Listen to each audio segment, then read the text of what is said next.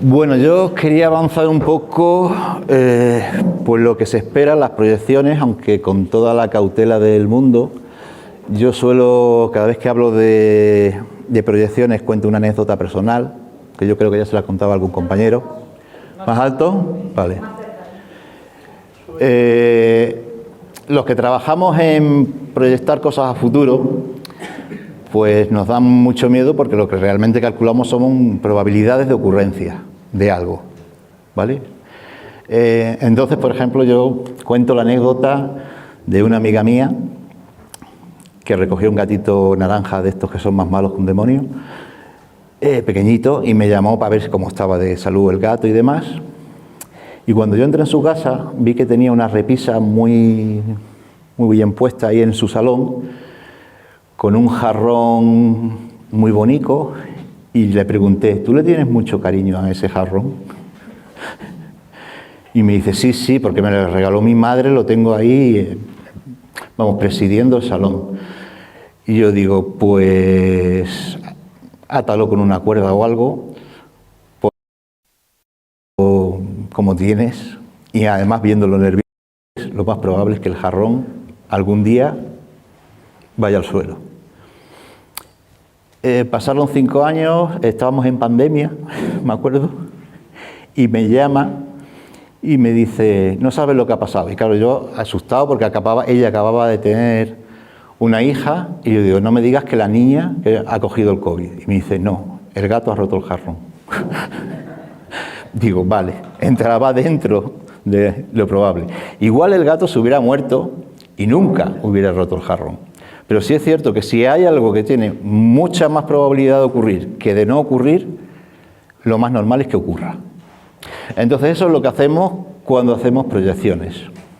Y con el clima hacemos proyecciones, y con la vegetación, que depende muchísimo del clima y a su vez condiciona también el clima, pues hacemos proyecciones con la prudencia o a veces la no prudencia, porque hay veces que hay que arriesgar, más que nada para mover conciencia,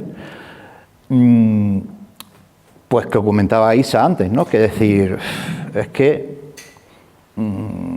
las relaciones no solo podemos hablar de especies, luego está todo el mundo de las relaciones que se establecen entre esas especies y que están continuamente cambiando. O sea, para cuando entiendes la dinámica de un bosque, ya esa dinámica ha cambiado y es otra diferente. O cuando entiendes la dinámica de las marismas de Doñana, que por ejemplo he trabajado mucho ahí, pues cuando entendimos las dinámicas de las marismas de Doñana, ya las marismas no eran marismas porque estaban medio secas y ya era otro ecosistema totalmente diferente, con otras relaciones y con otras movidas. Entonces, voy a hablar un poquito de cómo es, o cómo era, mejor dicho, ya hay que hablar en pasado, cómo era el clima en la península ibérica, qué es lo que definía el clima. Vamos a ver. Voy a hacer aquí un garabato.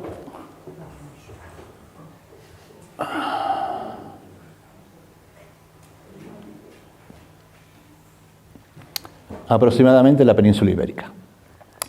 La península ibérica, a pesar de tener una franja claramente de clima eurosiberiano y el resto de clima mediterráneo, aunque en los años 60 y 70 a toda esta zona se la consideraba submediterránea, pero ya por ejemplo en los 80 ya esa línea pues se perdió y ya clima mediterráneo. A pesar de tener clima mediterráneo, la verdad es que la influencia del Mediterráneo es poca, o era poca. La influencia real en el clima de la mayor parte de la península ibérica era la influencia atlántica, que viene definida por la corriente del Chorro, que forma parte de la corriente termoalina que le da la vuelta a todo el mundo y que redistribuye el calor. Entonces, ¿qué es lo que está pasando? Está pasando que la influencia atlántica baja. Y por el contrario, está pasando que la influencia mediterránea aumenta. ¿Por qué aumenta la influencia mediterránea? Porque es un mar pequeño. Al ser un mar pequeño, igual que el océano Ártico y al igual que el mar Caribe, se calienta muchísimo más deprisa que el resto de los océanos. O sea, si a nivel de temperatura global estamos ahora que hemos rozado, bueno, hemos superado recientemente el famoso grado y medio, el 1,5 famoso, pues lo hemos superado, pero solamente unos cuantos días, o sea, no es la media de todo el año. En el Mediterráneo estamos en el 2,7 de media, con picos de 3,8 grados, por ejemplo, este verano. Entonces, es evidente que aquí la cosa está mucho más caliente en el tema cambio climático que en otras partes del mundo. De hecho, no sé si os habéis fijado en la última borrasca gorda atlántica que hemos tenido. No sé si habéis estado atentos al telediario, pero cuando ponían las imágenes de Europa, voy a pintar aquí en chiquitito, así, más o menos, península ibérica, península itálica, península griega. La borrasca básicamente descargaba frente, frente, frente. O sea, nada más tocar tierra, soltaba la mayor parte del agua. Aquí han llegado, o sea, lo que es la península ibérica, llegaron jironcillos, o sea, pero ya restos. Eso significa un cambio significativo en la forma en la que está lloviendo. Ya no llueve en lo alto de las montañas. Ya no se recargan los acuíferos como se recargaban antes. Ya los ríos no van a tener, digamos, un aporte de agua desde el inicio, desde lo alto, que vaya engordando el caudal, pero de forma suave, hacia la costa, sino que la mayor parte del agua va a caer en la parte baja y parte de la parte media del curso del río, generando ramblas. Estamos yendo ya hacia un modelo de precipitación totalmente diferente. ¿Qué es lo que va a ir pasando? ¿Qué es lo que va a ir pasando? Me voy a centrar un poco en el País Vasco, ya que estamos aquí. Estáis aquí vosotros. Vosotros aquí tenéis el sistema ibérico y aquí tenéis a los Pirineos. Tenéis este triángulo de la muerte que se llama Valle del Ebro. Clásicamente, en los años 60, cuando había una borrasca de origen mediterráneo, precipitaba a la costa. Ya estamos viendo que las borrascas no precipitan en la costa, sino que precipitan en las montañas del traspaís costero. O sea, que ha sido por lo que en Valencia, con la Dana, pues la gente pues se confió, porque no estaba lloviendo en las zonas donde se produjo la inundación, sin embargo, en las montañas estaba cayendo la mundial. ¿Qué va a pasar con el tiempo? Conforme el mar esté más caliente, las nubes podrán subir a más altura atmosférica y viajar mucho más lejos. ¿Y dónde se van a concentrar? Aquí. Aquí. O sea, aquí. Pero es que además, o sea, para alegraros el cuerpo, está pasando otra cosa muy graciosa en el Cantábrico. Porque no es esta escala, pero imaginaros que aquí está Bretaña, ¿vale? Entonces, ¿qué es lo que está pasando en el Cantábrico? Que en el Cantábrico, el poco agua caliente que llega, hace aquí la rosca de la muerte. Con lo cual se está generando un punto cálido en la bahía de Vizcaya, que cuando se mezcle con toda la humedad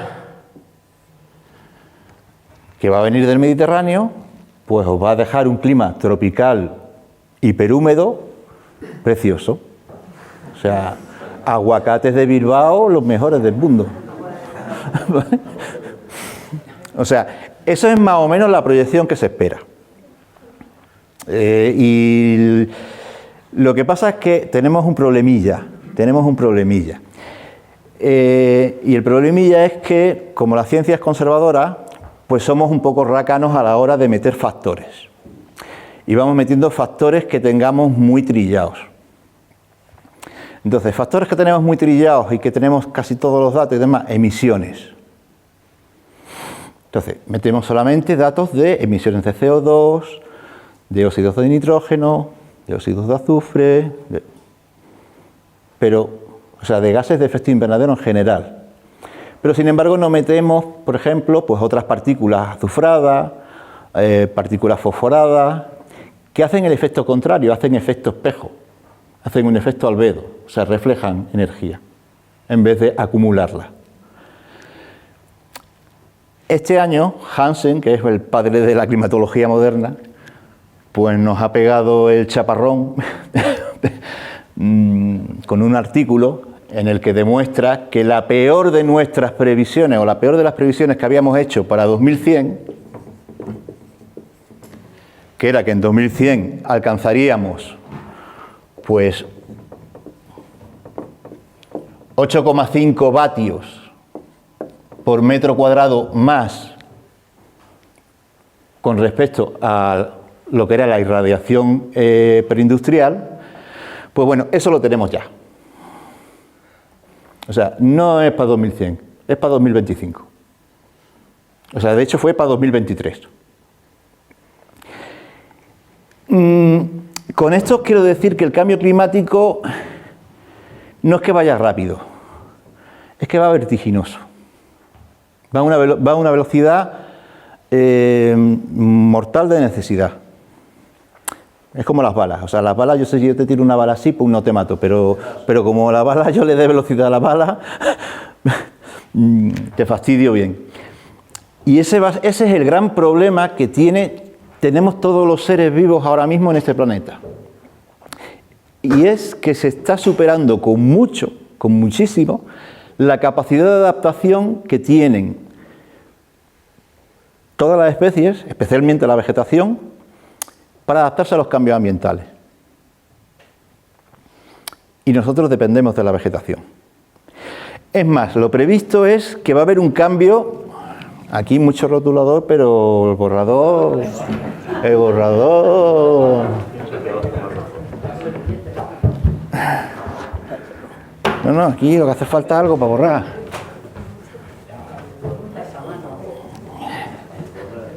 Si yo soy de campo, yo aquí más apañado que las pesetas, con la mano mismo. Vamos a ver, voy a hacer un esquemita muy simple de tipo GB. Planeta Tierra, los polos.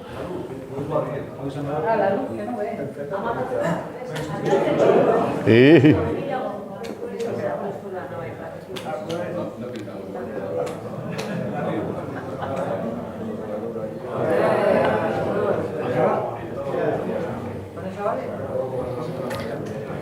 A ver, ¿se ve más o menos o no? ¿No se ve nada? Más gordo tenía que haber sido el rotulador. Bueno, imaginaros, usad vuestra imaginación. Imaginaros un círculo con rayas. O sea, primera raya, la zona polar, que tiene vegetación polar, o sea, ninguna, líquenes, tundra, ¿vale? Inmediatamente después está la banda fría. Vegetación típica de la zona fría es la taiga, los bosques de coníferas densos. Después tiene la banda templada, que son más o menos las de las planifolias, o sea, las especies de hoja ancha, que pueden ser caducifolio o no caducifolio, dependiendo de ya los microclimas, pero predominan sobre las coníferas.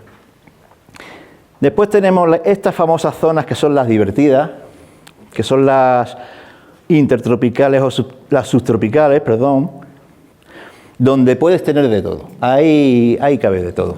Ahí lo mismo puedes tener desierto perruno, o sea, de islas ranas con cantimplora, a clima mediterráneo, que es el nuestro, la playa de Marbella, la playa de Alicante, etcétera, a clima subtropical, ahí bananero, en plan Canarias guay, ¿vale? O sea, ahí hay variación. Y luego tenemos toda la banda intertropical, que está dominada por lo que serían las pluvisilvas, o sea, la selva, lo que llamamos selva-selva. ¿Qué está pasando? Que esas líneas están subiendo para arriba en el norte, en el hemisferio norte, y hacia el sur en el hemisferio sur. O sea, quiero decir, la zona de taiga cada vez es más estrechita. ¿Cómo se está reduciendo la zona de taiga? Ardiendo. ¿Cómo se está reduciendo la zona de clima templado? Ardiendo. ¿Cómo se está moviendo hacia arriba la zona subtropical? La zona desértica lo tiene fácil. Con ocuparle el quemado y que no vuelva a crecer nada, ahí lo tiene todo. Pero la zona mediterránea y la zona subtropical, ¿cómo lo hacen? Pues se queman aquí e intentan subir para arriba. Como la velocidad que tiene el cambio climático es inmensa, no les da tiempo. Nos están llegando, por ejemplo, Isa comentaba, nos están llegando, por ejemplo, antes, los polinizadores de algunas especies, por ejemplo, en Andalucía, mogollón, de bichos que tú dices, pero si esto es polinizador de las plantas del Sahel, ¿qué coño hace aquí? Pues los bichos llegan, dicen, por si las moscas ya han llegado a las plantas. Dicen, ven que no, dice, bueno, pues nos damos la vuelta. Pero ya se van viendo, ya tenemos, por ejemplo, en mi zona, en mi casa, buitres de rupel, que es un buitre típicamente africano, y él dice, mira, que nos quedamos, que esto ya es como casa.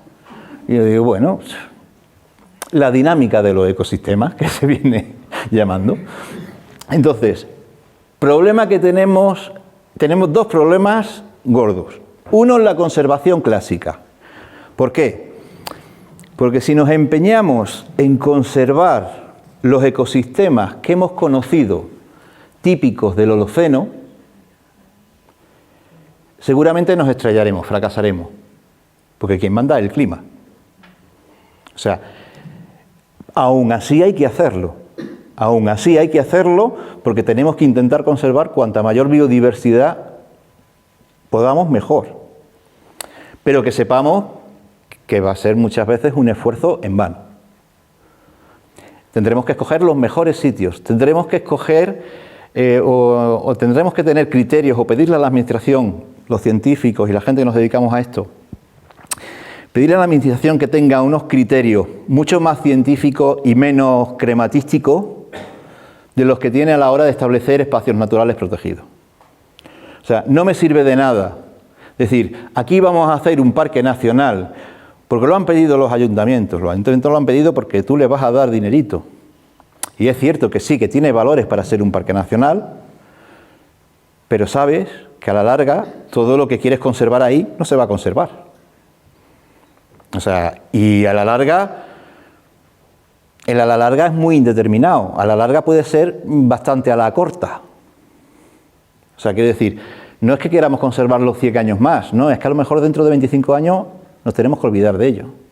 Porque la coletilla que se repite en mi ambiente es que una vez que has proyectado, una vez que tú has hecho una proyección, por ejemplo esta, ¿no? Imaginaros, no sé si lo veis, pero una curva simple en un eje de coordenadas, ¿vale? Y yo digo, esto va a pasar digamos que hago la proyección en 2010 y yo hasta aquí tengo datos y todo lo demás es proyectado, todo esto de aquí es proyectado, según la función que he obtenido de los datos anteriores. Pero resulta que cuando llego a 2025, pensando que voy a estar aquí, no estoy ahí, estoy aquí. Porque la curva es peor, o sea, es mucho más rápida. O sea, nosotros siempre, la coletilla al final es, ¿y cuál ha sido el resultado? Dice, peor de lo esperado. Siempre peor de lo esperado. Así que eso hay que tenerlo en cuenta.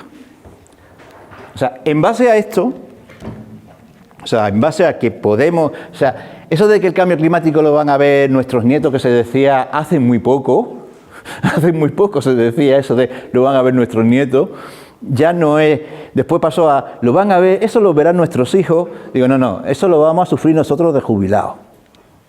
y a lo mejor ni de jubilado, ¿vale? Algunos que sea joven ni de jubilado. O sea, que lo va a vivir en vivo y en directo currando. ¿Por qué? Porque es que estas son todas las tendencias en todo lo que hacemos. Cualquier proyección que hagamos, la tendencia es siempre peor de lo esperado. No hemos tenido ni una puñetera curva, yo creo, sobre todo relativa al clima, en la que hayamos dicho, pues mira, mejor. Bueno, hemos tenido una, pero bueno, está todavía por calcular, estamos todavía trabajando en ella. Que son, bueno, voy a hacer el inciso, son las emisiones previstas de CO2 al volcarse la corriente atlántica. Es decir, teníamos mucho miedo de que se rompiera la corriente termoalina en el Atlántico Norte porque vendría aquí como una especie de glaciación. Pues no se ha roto en el Atlántico Norte, se ha roto en el Atlántico Sur, en la Antártida. Entonces, está pasando que ya no se hunde el agua fría en lo que es la corriente circunantártica, arrastrando el CO2 hacia abajo, sino que pasa todo lo contrario. Sale CO2 hacia arriba y agua caliente. Por fortuna, los físicos se asustaron mucho, Antonio Turiel se asustó muchísimo, pero le dije, tranquilo que ahí hay mucho fitoplancton. Y la verdad es que es cierto que de momento el fitoplancton parece que se está comiendo todo el CO2 porque las mediciones de satélite pues son menores, o sea, son mejor de lo esperado. Por una vez son mejor de lo esperado, pero veremos a ver lo que nos dura. O sea, porque se tiene que dar toda una cadena trófica ahí para que ese ciclo se pueda mantener y que las emisiones de CO2 sean muy pocas o nulas, que sería lo ideal, o si hay emisiones de CO2 desde el fondo del mar, que sean al ritmo más lento posible. De eso dependemos al final de las ballenas. O sea, imaginaros como en la película. Pero bueno, ese es el problema de la conservación de los ecosistemas, del clima, del océano. Ahora, ¿qué pasa? Que tenemos que comer. Tenemos que ver cómo cultivamos, qué tipo de agricultura podemos hacer. Si no podemos hacer agricultura, a ver si podemos tirar de fruticultura. O sea, tenemos algo, porque comer hay que comer todos los días. Y eso hay que tenerlo clarísimo. Entonces, estrategias que podemos plantear y que planteo yo todas las veces que puedo. La estrategia es, bueno, tenemos los espacios protegidos que en teoría no se pueden tocar y que debemos intentar conservar, pues conforme al clima holocénico, pero también tenemos un montón de espacio que no está protegido, que en algunos sitios lo llaman incluso monte abandonado, donde podemos ensayar, por si las moscas, con toda la prudencia, porque no sabemos realmente si el gato va a tirar el jarrón o no lo va a tirar, pero vamos, lo más probable es que el gato tire el jarrón. Entonces, pues habrá que hacer arboretums. Habrá que coger una zona de 100, 200, 300 hectáreas y decir, el clima previsto en esta zona para dentro de 100 años, que a lo mejor es para dentro de 50 o menos, está el tipo de clima. Pues vamos a intentar plantar especies, posible hacerlo con cabeza, o sea, quiero decir, hacerlo con la cabeza de un ecólogo, o sea, no una especie sola, digo, no, esta especie y sus compañeritas, y la otra especie y sus compañeritas, para que se vayan estableciendo relaciones, o sea, para que realmente se vaya generando ahí un protoecosistema, o vayamos reproduciendo un protoecosistema de un clima que no le va a dar tiempo, o sea, de una vegetación que es de un clima que no le va a dar tiempo a llegar, porque el cambio climático va muy rápido, pero que nosotros sí podemos vectorizar. Y ahí es donde yo vengo defendiendo desde siempre, y sobre todo desde que salieron los mapas palinológicos, los mapas de pólenes, el papel natural de vector de nuestra especie. Porque estamos muy acostumbrados a que el hombre lo estropea todo, pero cualquier bicho lo estropea todo. Vosotros pensáis en un hongo Penicillium que cae en lo alto de una naranja, lo primero que hace es llenar toda la naranja de penicilina, dice la naranja va a ser para mí, y al final te pudre la naranja y se la come nada más que él, porque para eso o sea, ha arruinado el ecosistema entero, pero el Penicillium feliz y contento. O sea, quiero decir, todas las especies de este planeta jugamos a eso, a poner la capacidad de carga del ecosistema a nuestro favor. Y en ese juego de que todas las especies jugamos a eso, pues eso es lo que llamamos equilibrio ecológico, que eso es un punto teórico que usamos los ecólogos teóricos, pero que todos sabemos que no existe.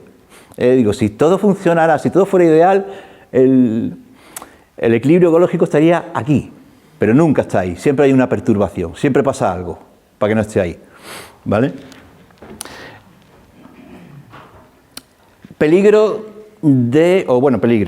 Problemas de de hacer traslocaciones, que se llama técnicamente, de trasladar vegetación y también parte de su fauna a nuestros sitios de golpe.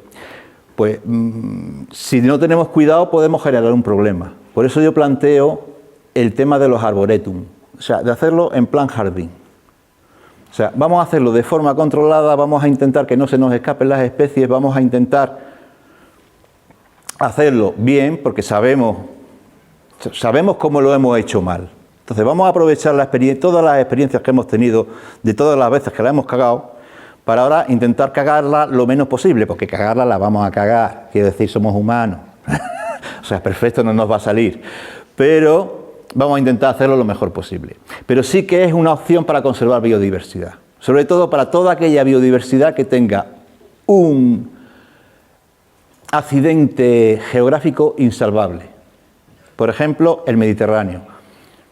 O sea, con una dinámica de cambio climático, si fuera a ritmo normal el cambio climático, el Mediterráneo no sería problema. ¿Por qué? Porque se iría evaporando. Y al final habría un puente terrestre que podrían atravesar las plantas y que podrían atravesar los animales sin ningún tipo de problema. De hecho, ha pasado en el pasado, en el Mesiniense, ¿vale? O sea, eso ya ha pasado. El problema que tenemos es que esto lleva mucha bulla. Y entonces lo vamos a tener que hacer nosotros. ¿Y para qué lo vamos a tener que hacer nosotros? Para poder tener oportunidad de que podamos sobrevivir nosotros y por lo menos las especies que son nuestra cohorte. Porque nosotros nada más que pensamos en nuestro puñetero ombligo. Pero nosotros somos nosotros y los ratones y las ratas, las ladillas también, las palomas. O sea, si empezamos a sumar especies que dependen de los nichos ecológicos que hacemos los humanos, salen un chorreón. De hecho, somos especialistas, somos una especie clave precisamente por eso, porque somos especialistas en llegar a un sitio y decir, esto está hecho un erial, dice aquí vamos a hacer un bosque. ¿Por qué? Porque nos hace falta leña y de las bellotitas se come. Te montas tu bosque y una vez que has montado el bosque, pues se te llena de bichos. ¿Por qué? Porque como no te comes todas las bellotas, pues vienen los arrendajos y dices, pues las que te sobran para mí. Y así. O sea, es el trabajo que hemos hecho siempre. Lo llevamos haciendo desde hace millones de años. Lo llevamos haciendo desde antes de ser Homo sapiens. Homo erectus se encontró el bambú, tuvo un idilio ahí gordo con el bambú y expandió el bambú por media Asia. Pero con el bambú le servía de recipiente, de herramienta, para hacer fuego. O sea, se da lo que llamamos en ecología una asociación. O sea, si nos quitamos un poquito el complejo de dioses que tenemos y nos consideramos un bicho más, pues se da una asociación interespecífica. Y nosotros somos muy de hacer asociaciones interespecíficas, somos una especie muy biofílica. Entonces vamos a aprovechar eso para conseguir que, ya que no podemos parar el cambio climático, pues bueno, pues intentemos que sobrevivan todas las especies que podamos. O sea, nos tenemos que poner en esa tarea y que puedan sobrevivir también todas las relaciones, toda la riqueza de relaciones que hay entre esas especies. O sea, eso es básicamente lo que hay que decir sobre cómo está la situación. Que es difícil, porque me imagino que aquí tendréis problemas horrorosos para acceder a la Tierra, como en prácticamente toda Europa. Entonces, disponer de tierra para poder hacer este tipo de cosas es difícil. Pero básicamente, realmente ya en los ámbitos en los que yo me muevo, que ya estamos hablando a nivel de salvamento de biodiversidad a nivel mundial y de establecer planes de salvamento ya a la desesperada, prácticamente es la única opción que vemos, o sea, no vemos otra. Y además es la única opción que nos puede permitir sobrevivir, porque lo más probable, una cosa que quería decir, los biomas principales, o sea, las biomas vegetales principales son la tundra, que son unos liquencillos, los pastizales, los matorrales, y después pasamos a los bosques. Hay otro bioma más, pero se me ha olvidado, pero bueno. Que sepáis, la tundra se va a reducir, los pastizales puede que aumenten, porque va a haber mucha zona subdesértica, o sea, la interfase entre desierto y zona que no sea desértica o que no sea árida se va a incrementar, entonces los pastizales puede que suban, la tundra baja, los matorrales van a bajar, y de los bosques fríos caen y todos los bosques cálidos van a subir. El resultado global es que vamos hacia una tierra bosque. O sea, un clima más cálido supone un efecto invernadero con más CO2 que favorece el crecimiento de plantas más grandes, más potentes, y aparte una mayor humedad ambiental que favorece mayores precipitaciones y agua disponible, o sea, se dan las condiciones ideales para que haya un mayor crecimiento vegetal, y eso favorece sobre todo a las especies grandes boscosas y a todo lo que vive dentro de un bosque, como pueden ser epífitas, lianas, musgos y demás, todo ese tipo de formaciones. Nosotros, si queremos sobrevivir, pues vamos a tener que aprender a vivir como los gnomos dentro del bosque. Y ahí es donde entra el trabajo de, por ejemplo, los forestales. Es decir, dentro del bosque, sin quitar el dosel, porque si quitas el dosel nos achicharramos, pero bajo dosel o digamos bajo un semidosel, que pueda entrar luz del sol, pero no tanto calor como para que no podamos vivir, tenemos que conseguir hacer agricultura y hacer ganadería y mantener comunidades humanas. Por eso yo sé que los que estáis en esto habréis escuchado que hay que forestar las ciudades y todas las pescas estas, simplemente para reducir el impacto de lo que van a ser las temperaturas. O sea, tened en cuenta que los 40 grados van a ser una cosa normal en Bilbao y o sea, eso sí, pero ahora es como casi excepcional, pero es que eso va a ser ya lo normal. Y tener noches de 20 grados, incluso en otoño avanzado o primavera temprana, puede ser lo habitual. En noviembre 28 grados, ¿no? Quiero decir, porque toda la zona de Cantabria hacia Galicia va a tener clima mediterráneo y digamos va a tener más amplitud térmica. Pero aquí el problema en el País Vasco va a ser que, como vais a gozar de muchísima humedad, de toda la humedad que os va a llegar por el Atlántico, más la que se os suma del Golfo de Vizcaya, eso hace como una especie de conservador de calor. O sea, vais a tener calor mañana por la noche. O sea, Canarias, soy las nuevas Canarias. O sea, iros comprando el tanguita. Hombre, es que esto es así, quiero decir, las cosas van a cambiar, pues algo hay que buscarle el lado bueno. O sea, a mí me dio un infarto hace poco y le dije al médico, me estoy muriendo, y me dice, no, tú tranquilo, tú aguanta. Digo, no, si me estoy muriendo, dímelo, que solamente se murió una vez y lo quiero disfrutar. Digo, no me toques los cojones. Digo, ya que no duele el infarto, digo, es que esto me va a pasar una vez en la vida, nada más. así que avísame. Pues lo del cambio climático es eso, o sea, va a venir, está viniendo, estamos ya en ello. La opción no es me cruzo de brazos y que sea lo que Dios quiera, no. La opción es, esto es lo que puede pasar. Bueno, pues es como lo que se ha dicho siempre de toda la vida de hombre previsor vale por dos, o sea, dice, puede que llueva, pues me voy con el paraguas. Es así de simple. ¿Qué pasa? Que tenemos que balancear entre los modelos de conservación tradicional que hemos tenido siempre, porque nos permite, puede ser que nos permitan conservar algunas especies y algún tipo de relaciones ecológicas, y en otras cosas tendremos que innovar, tendremos que arriesgar. Y esa es la labor, precisamente, que la administración puede que no haga, pero que las fundaciones como Lurgaya, pues puede que sí.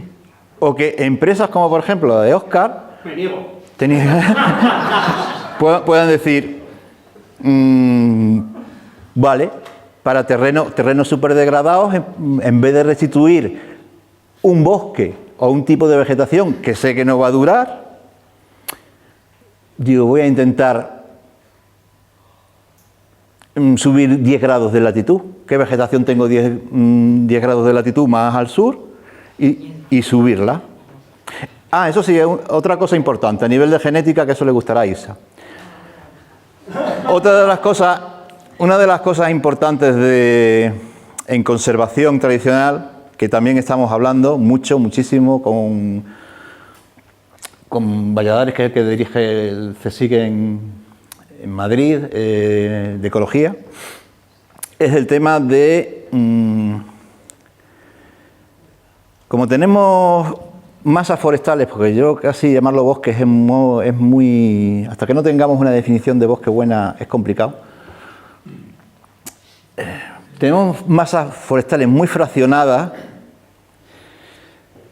Hay que ayudar un poquito a la variabilidad genética. O sea, tenemos muy recortado el territorio con muchas carreteras, muchos caminos, demasiados cultivos, demasiadas cosas que han hecho que las masas estén cada vez más aisladas, sea hasta difícil hasta la polinización, porque en el momento en el que metes una carretera, por ejemplo una autovía, el régimen de vientos lo cambias y el polen que iba de un lado a otro, en cuanto llega a la autovía, va para otro sitio. Y entonces todo el polen que te llegaba de este lado del bosque a este lado del bosque y que mantenía la diversidad genética en la semilla, pues resulta que hemos hecho una gran infraestructura y hemos variado todo el microclima de la zona, con lo cual has dejado una gran zona de bosque o de masa forestal que depende solamente del polen que ella misma pueda generar, con lo cual ahí se empieza a generar endogamia.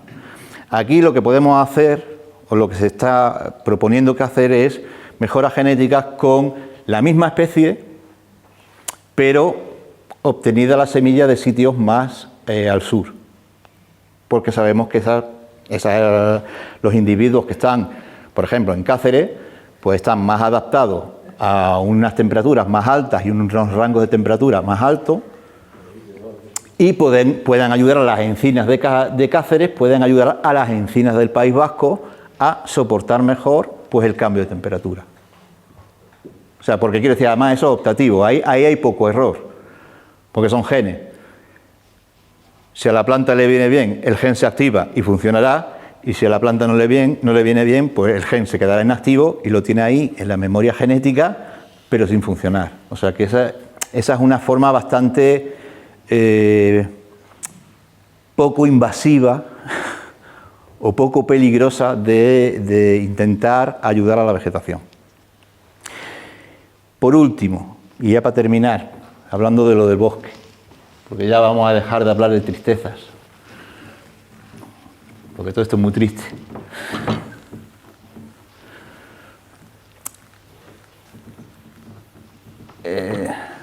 Como ha dicho John, me parece que fuiste tú, o Amador, uno de los objetivos de estas jornadas es definir qué es un bosque. O sea, yo por ejemplo, la definición de la OMS o de la ONU Decía, un bosque son como mínimo que haya árboles en como mínimo 5.000 metros cuadrados y que cubran por lo menos el 10% del suelo. Digo, joder, digo, eso es el seto del campo fútbol. Digo, a eso no me lo llame bosque. Eso no es un bosque. O sea, para mí un bosque, y es la hipótesis con la que he trabajado siempre, un bosque es toda la comunidad vegetal y animal directamente dependiente de esa comunidad vegetal que comparte el mismo microbioma. Y en el caso de las plantas y de los bichos que dependen de las plantas directamente, el microbioma son todos los hongos que conforman las micorrizas de la vegetación. Que luego viene un ingeniero de caminos y hace riasca, carretera, y entonces pues en vez de tener un cerdo, pues lo que tiene es un jamón y el chuletero, ¿vale? Porque ya es ese bosque que funcionaba como una unidad y que tenía sus funciones, que respiraba, que podía modificar el clima, que tenía toda esa serie de capacidades como ecosistema. Esas funciones, esas capacidades se van perdiendo. ¿Por qué? Porque no es un organismo lo suficientemente grande como para poder ser operativo. Y eso es un cachito.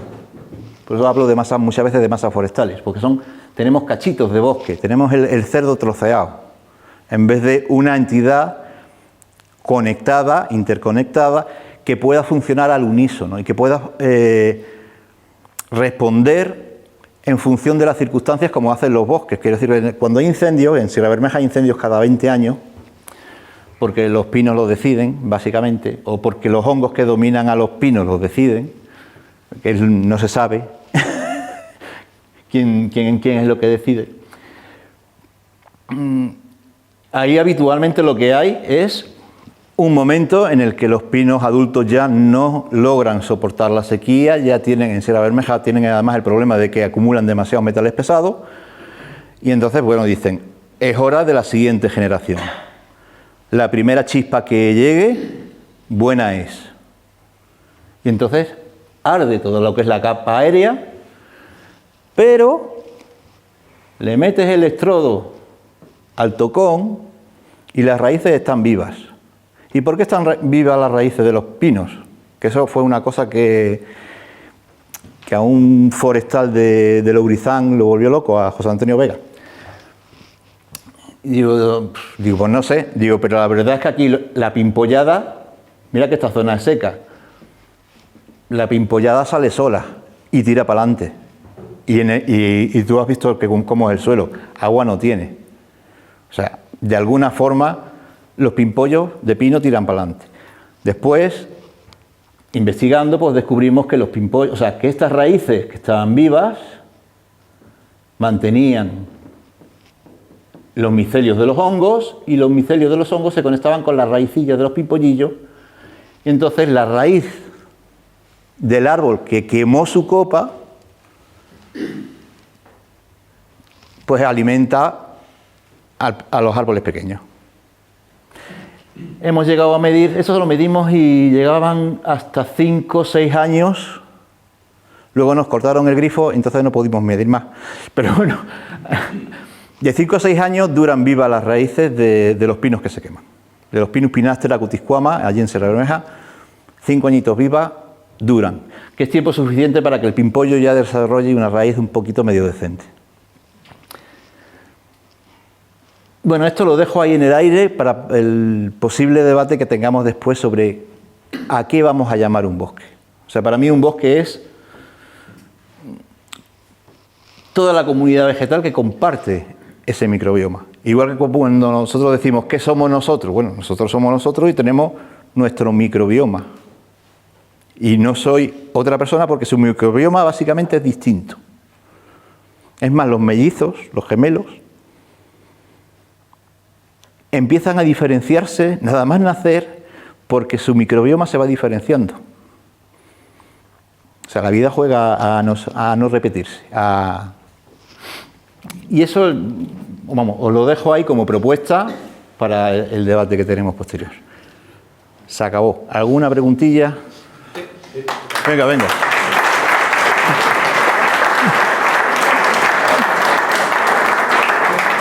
Dispara, dispara.